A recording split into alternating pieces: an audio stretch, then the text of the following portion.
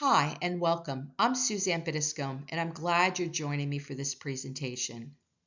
Before we begin, I want to be upfront about something important.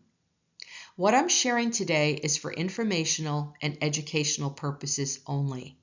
This is not medical or mental health advice, and I'm not a licensed mental health therapist. That said, let me share a bit about my background. I do hold both an undergraduate and a graduate degree in psychology, and I worked as a traditional mental health counselor for many years. But over time, my interest in alternative modalities, specifically hypnotherapy and what are known as energy psychology techniques, led me to break away from traditional counseling. I came to believe these modalities were better suited to get to the subconscious conflicts that were driving people's negative beliefs, emotions, and behaviors. When I embraced those modalities over 17 years ago, over time, I came to discover that some people had what are called attachments or entities, and that's what led me into spirit release work. Today, we're going to dive into that work together. I know this might be an unfamiliar topic, and that's completely fine. By the time we're finished, you'll have a clear picture of what it is, how it works, and why it matters. This is a subject that's been largely overlooked in the fields of psychology and hypnotherapy, and I think it's time we change that. And here they are, foundational texts that make this work possible. These are the 3 books that created the bedrock of spirit release therapy, as many know it today. Dr. William Baldwin's Spirit Releasement Therapy is really the foundational work. He established the structured protocols and frameworks, some that are still used today. Dr. Edith Fiore's The Unquiet Dead was a game changer because she brought this work into the public conversation in a way that was both accessible and deeply compassionate. And Dr. Shakuntala Modi's Remarkable Healings, what she did was meticulously document case after case, giving us an extraordinary body of clinical evidence. If you want to go deeper into this subject, after watching this presentation, these 3 books are where I would start. They're all accessible even without a technical background. Now, let's get into what these researchers actually discovered, starting with the core concepts that tie all of this work together. So here's where we really start getting into the core of it. Let me break this down in the simplest terms I can. So, what is entity attachment? Let me put it as plainly as possible. It's when a non-physical consciousness, a spirit, an energy, merges with or attaches to a living person's energy field. I sometimes describe it as an uninvited guest who's taken up residence in your energetic space.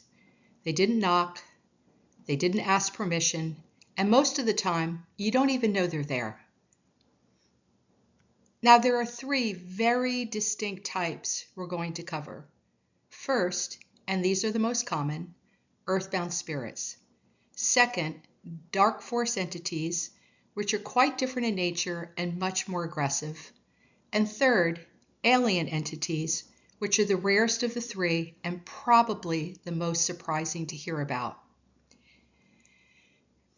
Each type behaves differently, has different motivations, and this is key. Each one requires a completely different therapeutic approach. You can't use the same playbook for all 3. So let's take them one at a time, starting with the ones I encounter most in my practice. So the entity type that comes up most frequently in my practice is Earthbound Spirits, or EBS for short. And I want to start by taking the mystery, and especially the fear, out of this right away.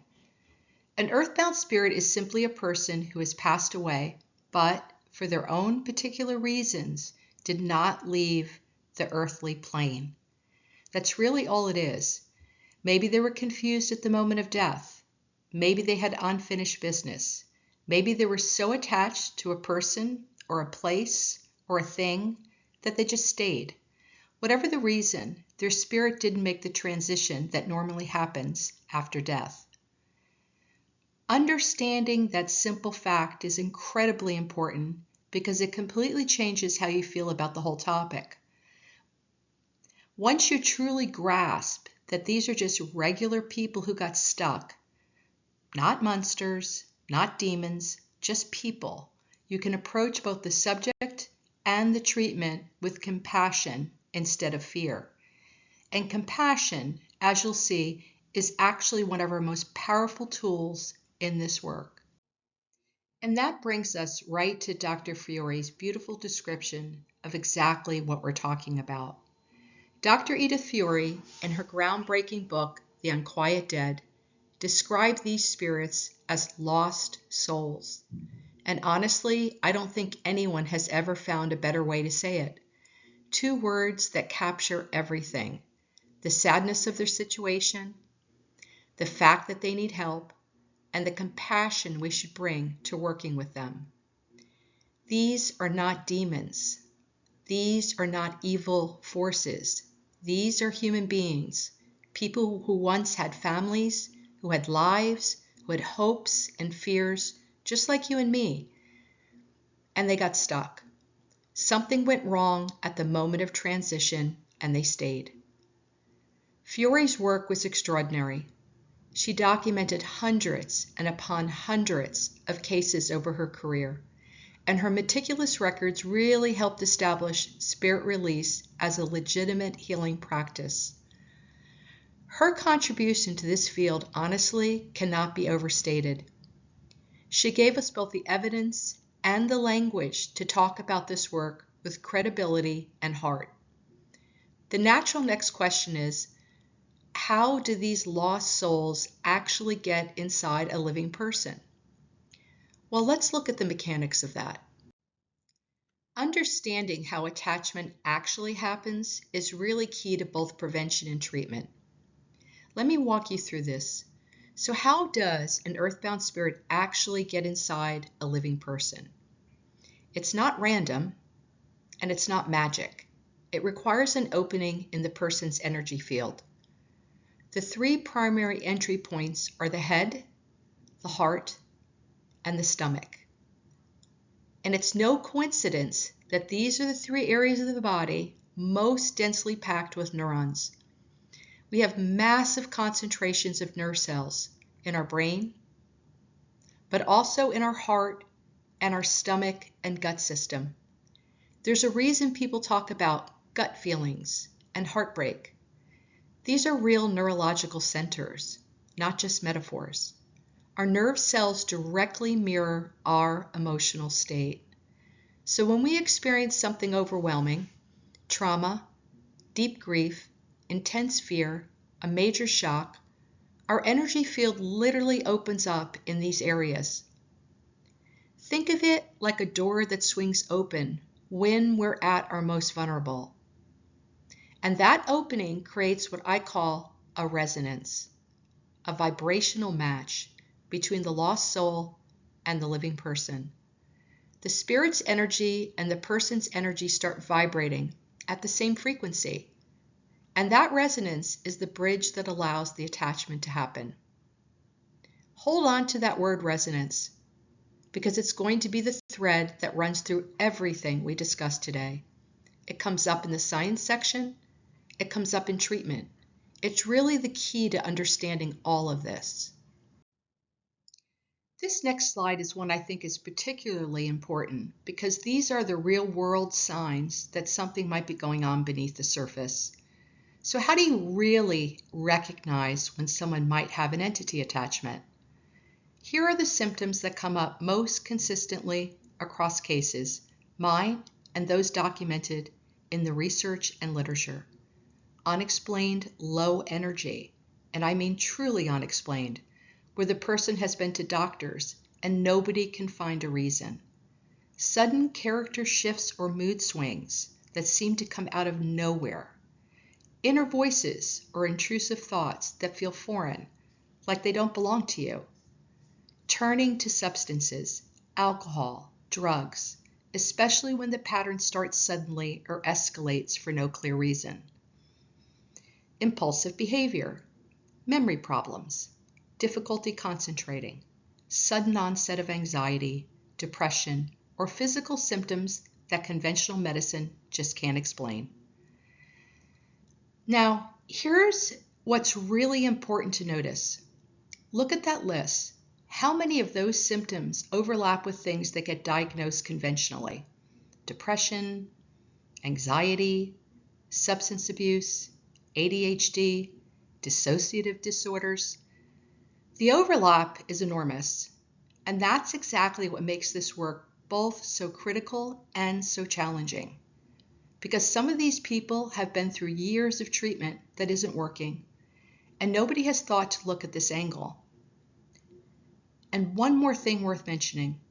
If you're having a strong emotional or physical reaction right now, just hearing this material, pay attention to that. It doesn't necessarily mean anything specific, but it's worth noting. Your body and your energy field are always giving you information. Let me make this a little more concrete with a real example from my practice. So let me bring all of this to life with a real case, because theory is one thing, but seeing how it actually plays out with the real person is something else entirely. I want to walk you through a real exchange from one of my sessions. Janine, not her real name, was 52 years old, and during our spirit release session, an earthbound spirit named Jack came forward. He was just 14 when he died. I asked him his name, and Janine spoke it for him, Jack. When I asked how he died, his story poured out. He'd been fixing a wheel on a cart, and it got away from him and landed on him. He couldn't breathe. His mother was kneeling over him, crying, and he kept saying, "I'm right here, I'm right here." Then he described watching himself move away from his own body, looking back at his mother, his brothers, and his words were heavy with anger. It was such a dumb mistake. Notice what's happening here. Jack is completely in his life, referencing his age, his family, the way he died. This is the freeze frame quality I mentioned earlier. He's stuck in that moment, reliving it. And the emotions he carried at death, the anger, the frustration, those became his ball and chain. Let me show you how that played out. So after that initial dialogue, more of Jack's story emerged. And here is where the parallels between Jack and Janine become really clear. Jack lived his life focused on gaining his father's approval. His belief that his father was disappointed in him created deep anger and bitterness. And that anger became the ball and chain that Dr. Baldwin describes. During our dialogue, Jack would shift between happy memories on the farm with his brothers and his close relationship with his mother, then cycle back to reliving his death and his father's disappointment. That oscillation between warmth and anger is very characteristic of the freeze frame state. Now here's the resonance. Janine struggled her whole life to gain her mother's approval. That need for approval carried into every relationship. Career disappointments, broken love relationships, never feeling valued or good enough. She had contentious, angry arguments with partners, followed by embarrassment and shame. She sought each man's approval, even financially supporting them to earn it. The same anger she felt towards her mother was the frequency that connected her to Jack. And here's the part that I find most remarkable, how Jack found his way to Janine and what changed after the release. Jack incorporated into Janine when she was a teenager, performing in the play Annie Get Your Gun. The bales of hay and Western theme on stage created the environmental resonance that drew Jack to her. Immediately after the session, Janine told me that when I asked Jack what drew him to her, the image of the bale of hay popped into her mind. That's the freeze frame at work. Jack was still connected to his farm, the life on the farm, and the stage setting triggered that connection. The outcome speaks for itself. Within a couple of weeks, Janine felt less angry, significantly more at peace, and more in control of her emotions. She said she just did not feel a need to push things so much with her partner. Months later, this dissipation of anger was still evident in how she discussed her relationships. This is what spirit release work can do, and it demonstrates everything we've been talking about: the resonance, the freeze frame, and the power of compassionate release. So that gives you a real picture of what Earthbound Spirit work looks like in practice. It's gentle, it's compassionate, and when it works, the results can be remarkable. But now I need to shift to something quite different. The second type of entity operates in a very different way. We're moving into heavier territory now. Let's talk about dark force entities. Dark force entities, or DFEs, as we'll call them. And to understand these, we need to zoom way out and look at something that's been part of human awareness for thousands of years. The concept of light versus dark polarity is ancient, and it's truly universal. It shows up in virtually every culture on Earth. Shamans in tribal and indigenous cultures worked with what they called soul loss. In 6th century Persia, a philosopher named Zoroaster formalized this idea into extreme dualism: light and goodness versus darkness and light. And that same fundamental principle was adopted by all three of the Abrahamic religions: Christianity, Judaism, and Islam. I want to say something important here. Every human being has both a light and a dark side. That's just part of being human. The dark side of our nature is sometimes called the shadow self. Having a shadow doesn't make you bad, it makes you human. But what Dr. Baldwin observed is that this polarity doesn't just exist inside individuals. It plays out in mass consciousness, in communities, on the world stage. DFEs represent the dark pole of this universal duality.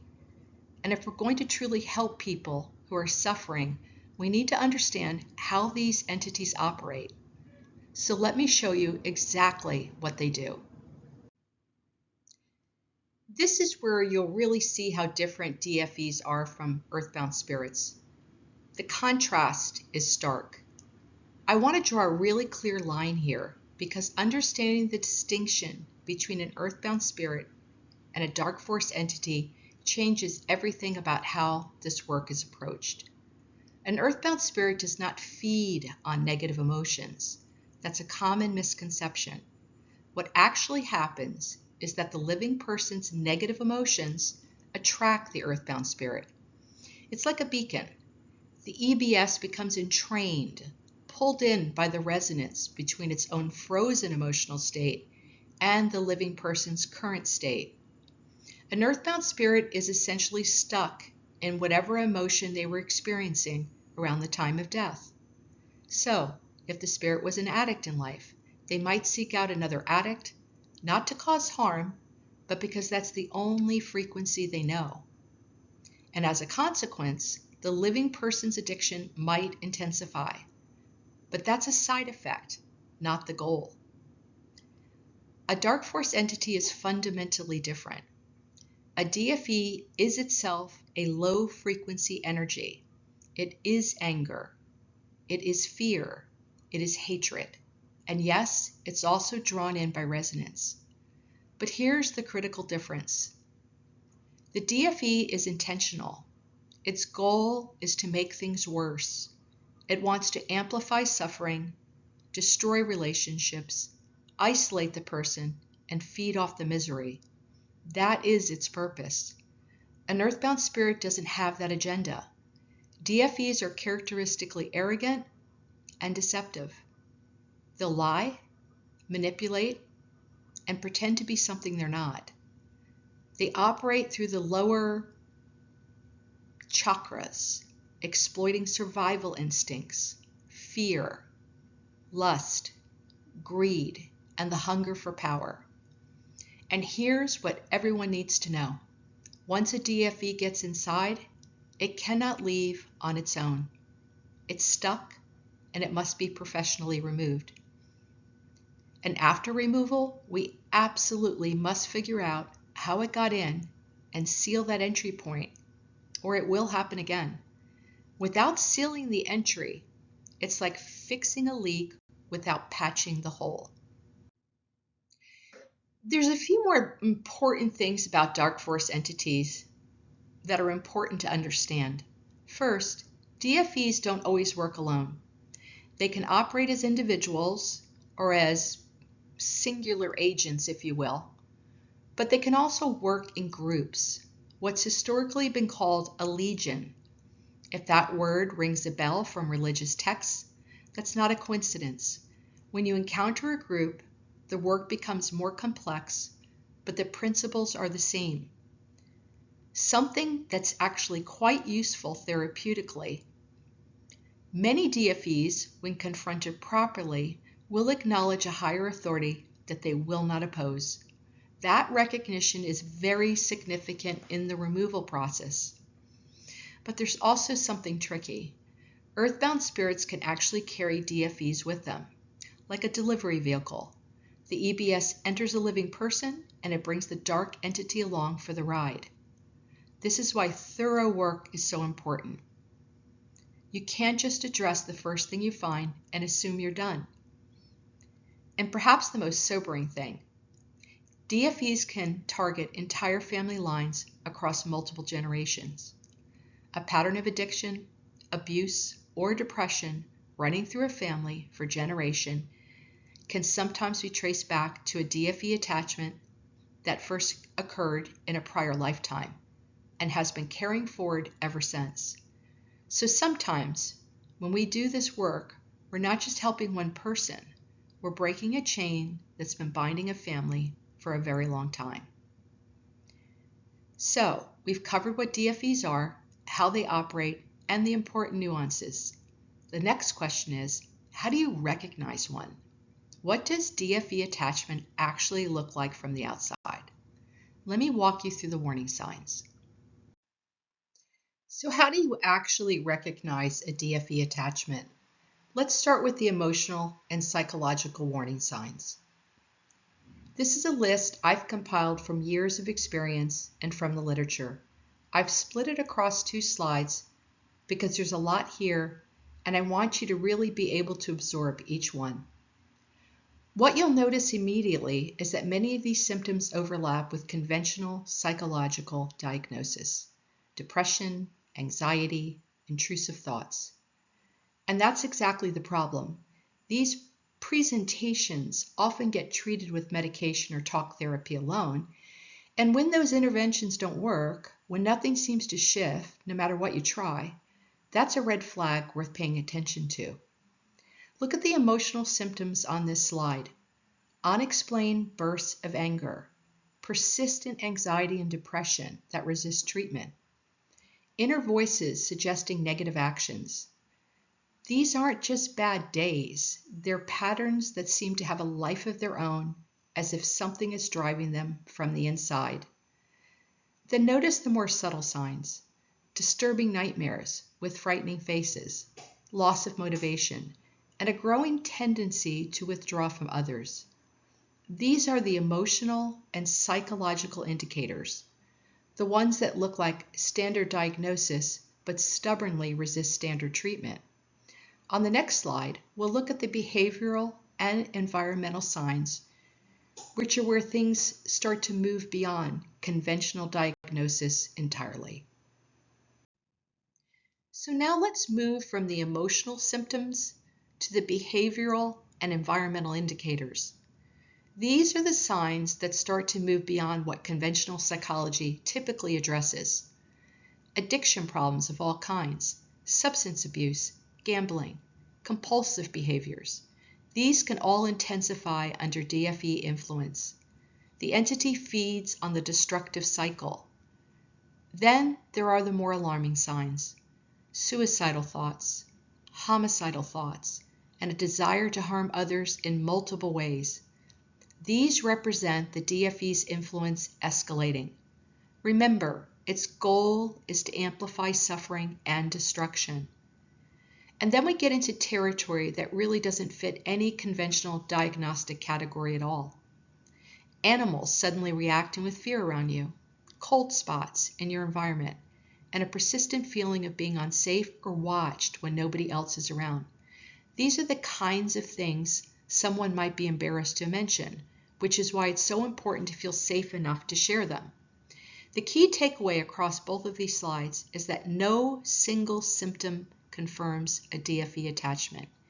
It's the pattern, especially when multiple symptoms cluster together and resist conventional treatment. That may point to something deeper worth exploring. And as you're about to see, when DFE influence goes unchecked, it can manifest in some truly extreme ways. Now let me show you some documented cases that represent the more extreme end of what DFE activity can look like. What you're seeing here are some of the more extreme manifestations documented in connection with dark force entity activity. These come from real documented cases, real people. I want to put this in context right away. These represent the far end of the spectrum. The vast majority of cases are much more subtle. Most DFE attachment doesn't look dramatic on the outside. It manifests as emotional patterns, behavioral changes, relationship destruction, things that are invisible to the casual observer. But it's important to be aware of the full range of what's possible. Being prepared means being more effective when encountering something unexpected. I have more examples to show you. Now I want to show you examples that come directly from my own practice, from people I've worked with over the years personally. These are real DFEs that I've personally found submerged inside some of the people I've worked with.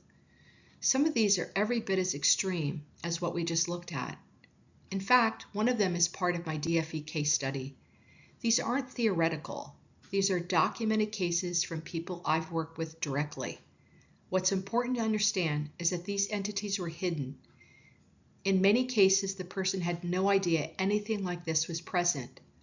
They came to me for other reasons: anxiety, emotional distress, unexplained patterns, depression, things that just didn't feel right. And this is what we discovered beneath the surface. And I share these with you today, not to alarm you, but so you can understand the full picture. Awareness is the first step. Knowing what's possible helps you recognize when something deeper might be at play. So you've just seen what these entities can sometimes look like. Now I want to put a human face on this, because behind every one of those images is a real person with a real story.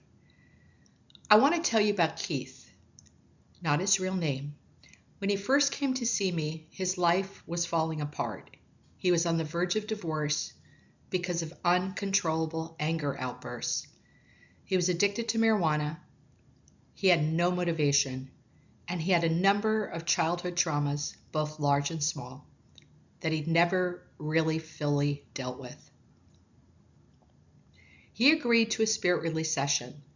We removed a number of earthbound spirits, but then something much darker emerged. Keith described what he called the devil, taking up his entire chest area, along with black and red blotches in his stomach and groin area. That location is significant, as you'll see in a moment. Once those entities were removed, something remarkable happened. Within a week, Keith recalled that he and his siblings had been molested by a nanny who lived in their residence. That memory had been buried for decades. And what came with that memory? the emotional weight of it is something I want to give its own space because it's so important. Now that you know what happened to Keith, let's go deeper into what he was carrying emotionally, because this is really the heart of his story. What I want you to understand about Keith is the weight of what he was holding beneath the surface. The abuse didn't just leave physical scars. It painted a deep, crushing shame that colored every part of his life. He told me that as a boy, his greatest terror wasn't even the abuse itself. It was the fear that one of the nuns at his Catholic school might somehow find out. Now imagine being a child, carrying something that horrific, and your biggest worry is that the authority figures around you will discover it and judge you for it. That tells you everything about the kind of isolation this creates. That shame and anxiety didn't just sit quietly inside him. They demanded an outlet. For Keith, marijuana became the only way to quiet the noise. It wasn't recreational, it was survival.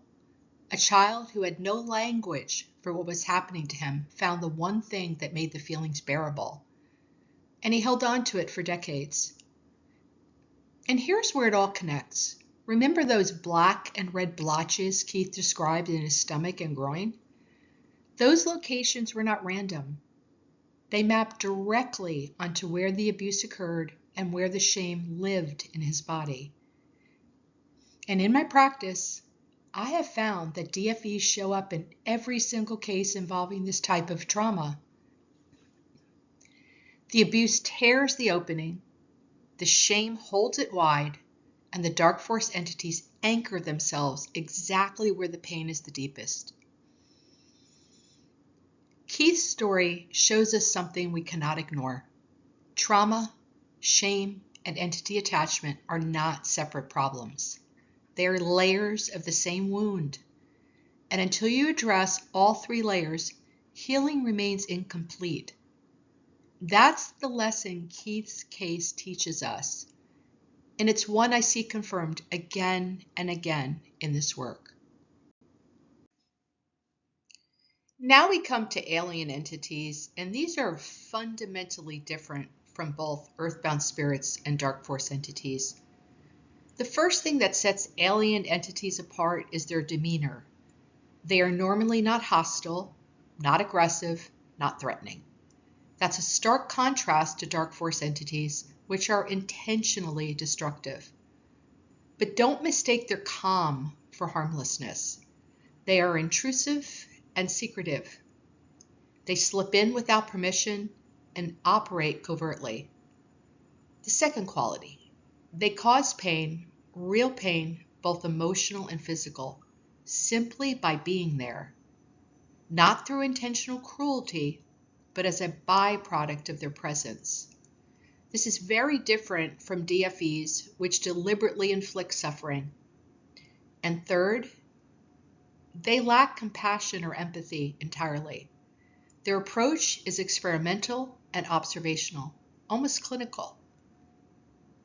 But here's what's therapeutically interesting.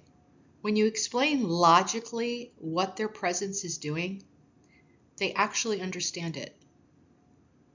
They respond to reason. DFEs never do that. They lie and manipulate. Alien entities will engage with a logical argument. So that's how they behave once they're here. But the next question is, where do they come from and how do they get in? So now you have some examples in terms of how alien entities behave. Let's talk about what they are and how they get here. And based on what comes through the consciousness of my clients, there appear to be many intelligent species out there. They all claim to be non-physical, they can travel through dimensions, and because they have no physical form, they can enter and submerge themselves in living human beings. And they shapeshift to do so. So why are they here? The reasons vary. Some say they were sent on missions of exploration. Others describe wandering off and being drawn in by what they call the many colors on the earth plane. as if the vibrancy of this reality pulled them in. Once inside a person, they use the eyes and ears of their host to perceive this reality the way a person does. And here's what really distinguishes them. They have absolutely no regret about entering. Earthbound spirits are often confused and remorseful. Alien entities simply do not have that frame of reference. So we know what they do, and we know how they get here. Now let's look at where they come from and what drives them. So we want to look at, like I said, what drives them. Most describe their planets as governed by tribal elder systems, one elder or a small council that guides the group. These are not large civilizations. Populations tend to be small, anywhere from 500 to just over 2,000. They each express a fixed lifespan. Some say 500 years, others say as long as 1,000 to 2,000 years. Some have cited struggles and difficult conditions on their own planets. And across the board, they say groups keep to themselves. They do not interact or interfere with other planets or other species unless their survival depends upon it. One in particular acknowledged a problematic species in the dimension they came from, described as reptilian-like, and perceived as a direct threat to their kind.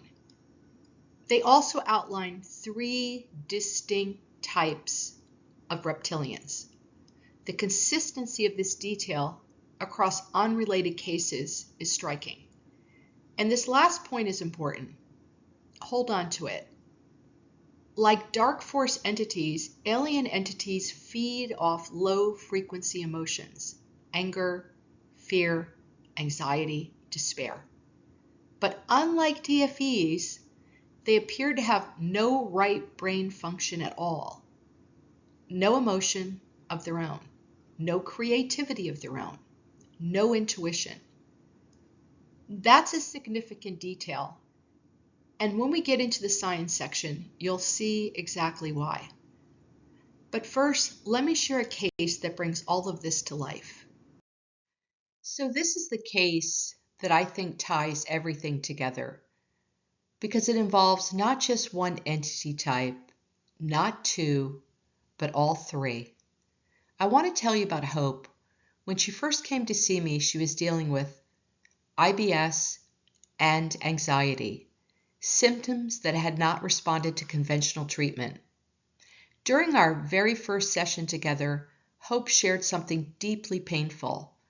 She had been sexually abused at age 6 by her 16-year-old cousin, Dan, multiple times, who lived with her at her grandmother's house. We began with EFT, emotional freedom techniques, and other energy psychology modalities to work with the trauma. They helped somewhat, but her core symptoms persisted.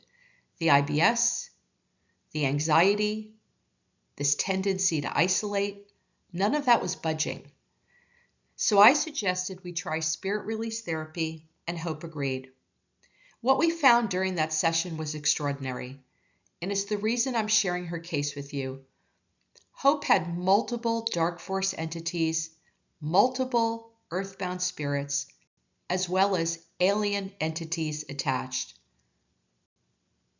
Not just one of either, several of each, all operating within the same person. That's remarkable, and it made her case one of the most illuminating I've ever worked with. Now I want to let Hope speak for herself, because her words capture the impact of the dark force entities far better than any clinical description could.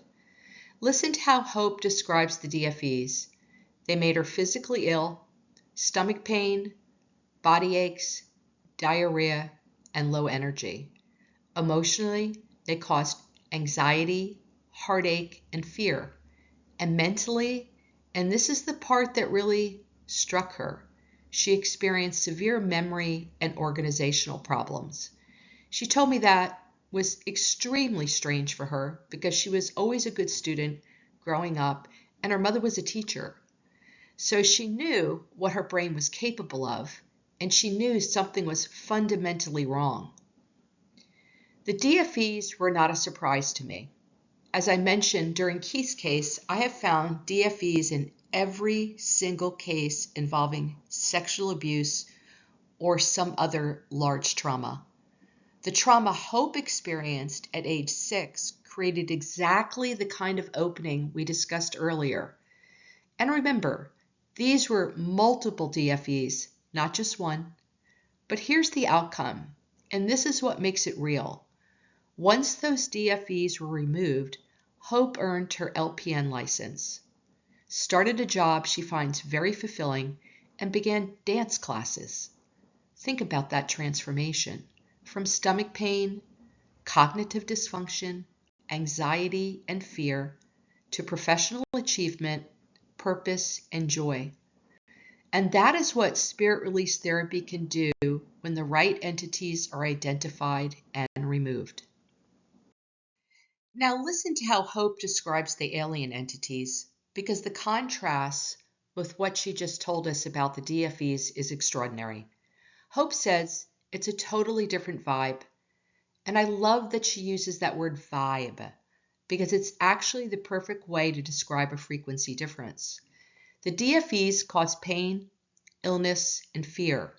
The alien entities, no pain, no fear.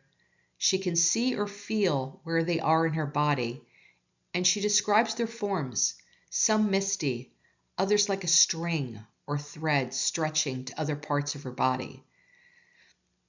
These are not human in any physical sense, and Hope knows it immediately. What's so powerful about hearing this in Hope's own words is that it confirms everything we discussed in the earlier slides about alien entities. Remember the qualities we outlined. They're not hostile, not aggressive, but intrusive. They cause impact simply by their presence, not through deliberate cruelty, and they lack empathy. Hope is living proof of all of that. She's experiencing them firsthand, and her description matches the clinical picture exactly. Hope also makes an observation that I think is fascinating. Some of the alien entities seem to be intelligent, and others are not. That's consistent with the idea that these represent many different species, not one uniform group. And then there's this. A few of them, when I questioned them during sessions, actually acknowledge predatory entities in their own dimension. They describe them as reptilian and as hunters that they need to avoid. Now, if you recall from the earlier slide on alien entity qualities, this same detail, the reptilian-like threat, has come up independently across unrelated cases. The fact that Hope's alien entities corroborate what others have described without any knowledge of those other cases is striking. And I want you to notice something she says that I think is incredibly important. People can say that they do not exist, but they do. That's a woman who knows her own experience. She's not guessing, she's not imagining, she's describing something she has lived through with clarity and certainty. Let's get into the science now, starting with something you can actually see. This is where it gets really exciting from a scientific perspective. Konstantin Korotkov is a Russian scientist who developed something called GDV technology, and that stands for gas discharge visualization. And what it does is remarkable. It can actually visualize the human biofield, the energy field, in real time, non-invasively, meaning nothing touches you, nothing hurts. It simply reads and displays your energetic state. What his research demonstrates is something that energy healers have known intuitively for a very long time. But now we can see it and measure it. We are fundamentally energetic beings. We are constantly both conducting and receiving energy. We're not solid, static objects. We're dynamic fields of energy in constant interaction with everything around us. And here's the part most directly relevant to everything we've been talking about. When we experience emotional or physical imbalance, stress, trauma, grief, illness, Korotkov's technology shows measurable openings, gaps, and distortions in the energy field. You can literally see them on the screen. Those openings are exactly the entry points we discussed earlier, the places where entity attachment can occur. So what healers have been observing for decades, this technology can now confirm visually and scientifically. And it's just the beginning. Wait until you see what HeartMath has found. From Biofield imaging, we move to what might be the most well-established body of research in this entire space. The HeartMath Institute's work on the heart's electromagnetic field. When we're trying to understand how one person's consciousness could draw to itself the consciousness of another person, even one no longer in physical form, HeartMath Institute gives us some of the most compelling scientific evidence available. They've been studying the biomagnetic field of the human heart for over 40 years. 40 years of rigorous, peer-reviewed research. And what they've proven, not suggested, not hypothesized, but proven, is that the heart is not just an organ that pumps blood. It is essentially another brain. Using scientific instruments that simply did not exist a few decades ago, they've measured the electromagnetic field that every human heart generates. This field extends well beyond the body. It radiates outward into the space around you, interacting with the fields of other people. Perhaps even more significant is the discovery of the heart-brain interface. There is a constant, active, two-way dialogue happening between the heart and the brain, with each organ influencing the other's function through 4 distinct pathways: neurologically, biochemically, biophysically, and energetically. What this means is profound. We're not just isolated beings. We're constantly broadcasting our emotional state through our heart's electromagnetic field and constantly receiving the broadcasts of others. That has enormous implications for understanding entity attachment and especially for understanding what protects us from it. And I think here's where HeartMath's research gets truly practical, because they didn't just discover the field. They discovered what makes you resilient within it. Here's the key findings, and I think this is one of the most empowering things I can share. HeartMath discovered that when a person maintains positive emotions, they are not degraded or affected by negative energy sources coming from other people. But that protection only works when the person can sustain what HeartMath calls a state of coherence. So what is coherence? It's a state where heart, mind, and emotions are all energetically aligned and working cooperatively together. Think of it like an orchestra where every instrument is playing in harmony versus one where everyone's playing a different tune. Coherence is indicated by sustained, positive, emotional, and mental stability, not a momentary good feeling, but a consistent, maintained state of balance. Here's what's counterintuitive. When you're in this coherent state, you actually become more sensitive to the electromagnetic signals coming from other people's hearts. You would think that would make you more vulnerable, but the opposite is true. When people can sustain this coherent balance, they become more internally stable and less vulnerable to being negatively affected by the fields around them. Their increased internal stability seems to act as a shield. Think about what this means for entity attachment. Coherence is protection. Maintaining positive emotional alignment doesn't just feel good, it literally makes you less susceptible to negative energy influences, including entity attachment. So for those who need strong scientific evidence, HeartMath Institute is certainly providing it. Now let me connect this to the broader picture. Let me weave together what we've learned from HeartMath with an even bigger picture, the quantum perspective, or what is known as the new science, on how reality actually works. Let's follow the logic through. If a person is emitting negative emotions through the electromagnetic field of their heart, HeartMath has shown that they become susceptible to the negative emotions of others. An interface is created, a connection, an opening. And here's what's remarkable.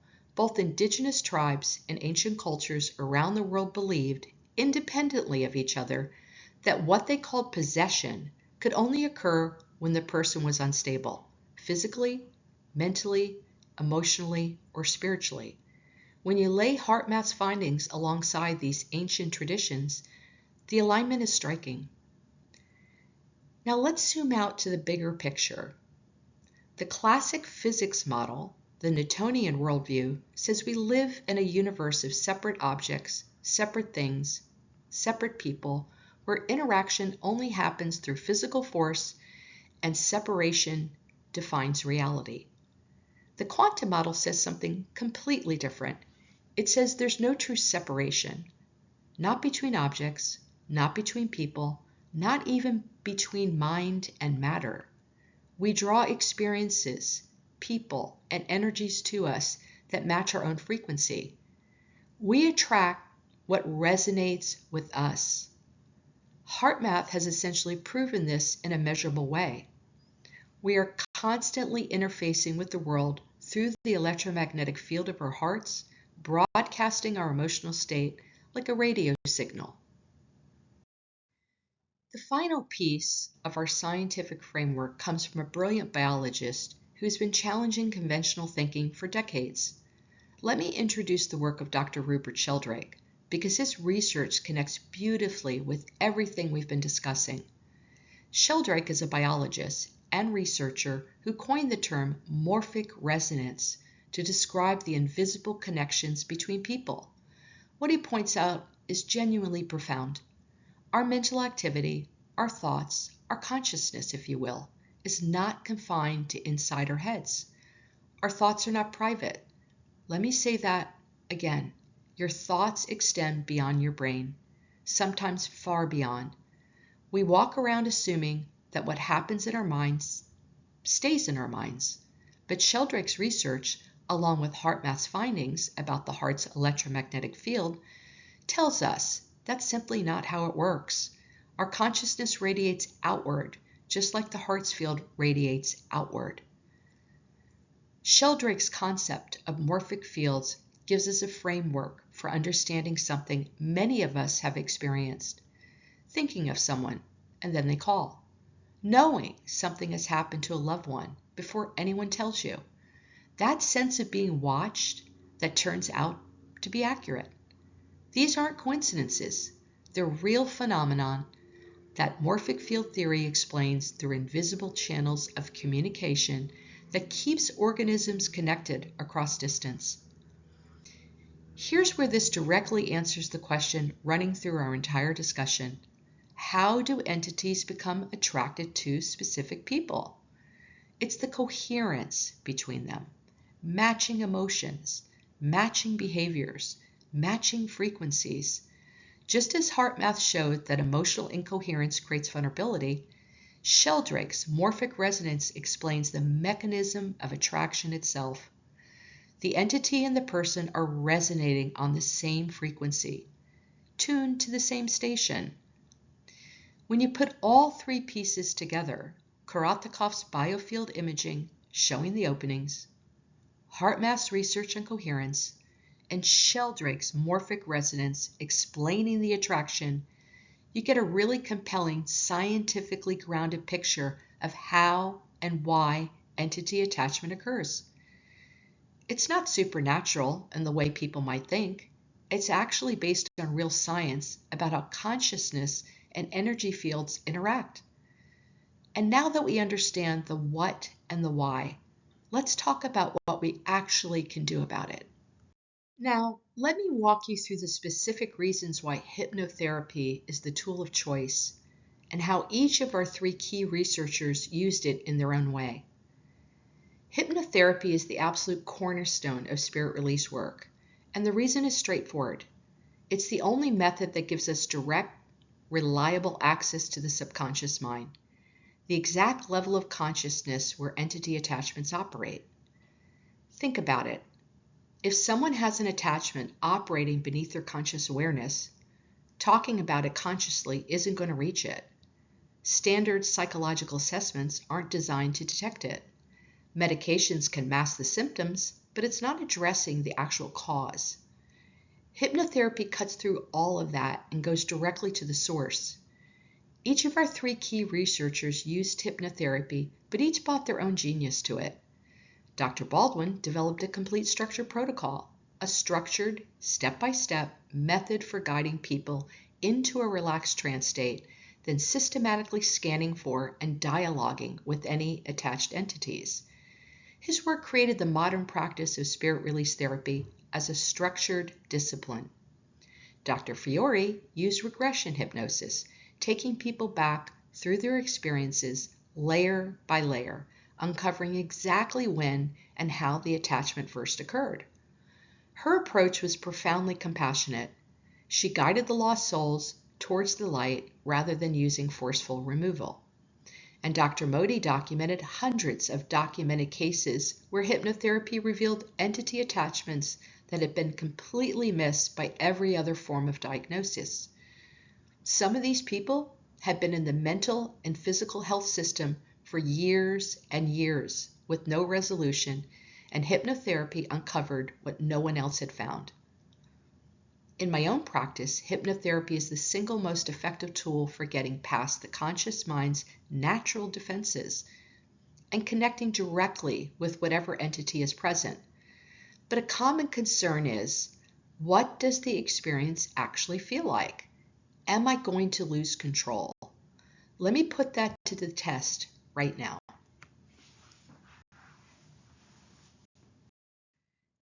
The most common concern about hypnotherapy is that you will somehow lose control. So I want to address that head on. During hypnotherapy, you're always in control. Always. Full stop. And I cannot emphasize this enough, because the single biggest barrier to people seeking this kind of help is the fear that they'll lose control. And that fear is based entirely on fiction. Stage hypnosis shows and Hollywood movies have created this image of the hypnotist as some kind of puppet master who takes over your mind. That's simply not how therapeutic hypnosis works. Not even close. Here's the reality. In order to enter a hypnotic state, the person must be willing to follow the guide's suggestions. If someone doesn't want to go there, they won't. It's really that simple. You cannot be hypnotized against your will. This is a cooperative process. I'm a guide, a facilitator. Your own mind does the real work. And at any point, you can simply open your eyes and stop. You are never trapped, never stuck, never out of control. And here's what surprises me most about people that I work with. The conscious mind stays fully engaged the entire time. You're not asleep. You're not unconscious. People almost universally say afterward that they were aware of everything. They could hear my voice clearly. They knew exactly where they were. They remember every detail of the session. That conscious awareness is actually essential because it means you can report what you're experiencing in real time as we navigate the subconscious together. So with all of that, the science, the 3 entity types, the treatment approach, and the safety of the process, let me pull everything together with the key takeaways from today. We've covered an enormous amount of ground. Let me pull all the threads together. We started with the fundamentals. What entity attachment actually is? A non-physical consciousness merging with the living person's energy field. Simple concept, profound implications. We explored 3 distinct types. Earthbound spirits, people who died and got stuck. Lost souls who need compassion and guidance to transition. Dark force entities, intentional, aggressive, feeding on negative emotions, requiring professional removal and sealing of the entry point. And alien entities, the rarest type, observational rather than emotional, lacking empathy, but responsive to logic. Then we dove into the science. Korotkov's GDV technology showed us that we can literally see and photograph the energy field and its openings. HeartMath's 4 decades of research prove that the heart generates a biomagnetic field that interacts with the world around us, and that coherence, positive emotional alignment, actually protects us. The quantum perspective showed us that separation is an illusion, and that we draw resonant experiences to us through our energetic state. And Sheldrake's morphic resonance explained the invisible channels of connection that allow attraction between entities and people. The golden thread running through all of this is emotional resonance. Whatever the person's primary negative emotion, the attached entity matches it every single time across over hundreds of sessions. That consistency is not coincidence, it's the fundamental mechanism at work.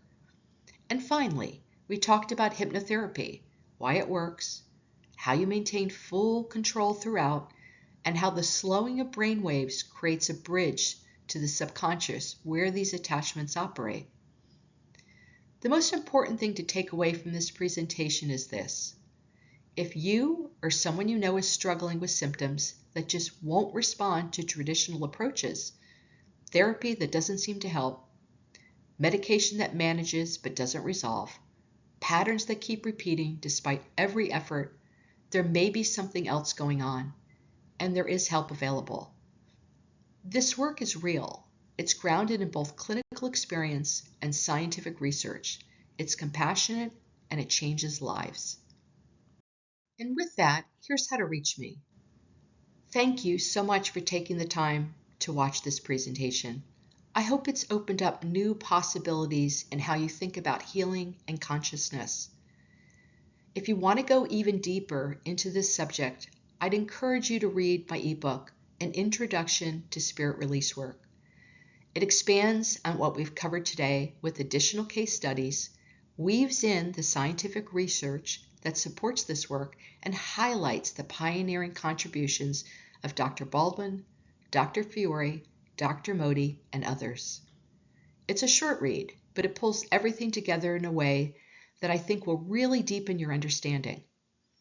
And if anything here resonated with you, if you have questions, want to explore this further, or want to learn more about this approach, I would genuinely love to hear from you. You can reach me through my website at thesourceforchange.org, by email at thesourceforchange@hotmail.com, or by phone at 561-398-1139. All of my sessions are conducted through Zoom, so it truly doesn't matter where you are in the world. We can work together. Thank you for your time and your open mind.